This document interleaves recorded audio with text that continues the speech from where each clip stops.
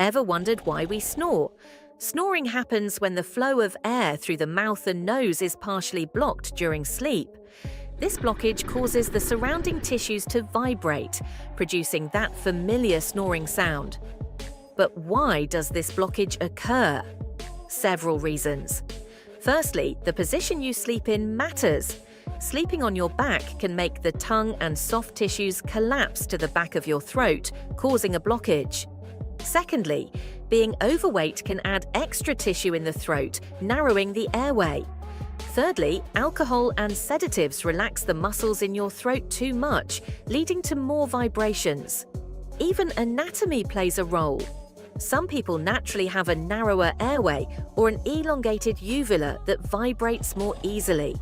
Allergies, colds, and sinus infections can also block nasal passages, leading to snoring. So, the next time you or someone you know snores, remember it's all about the airflow and what's blocking it.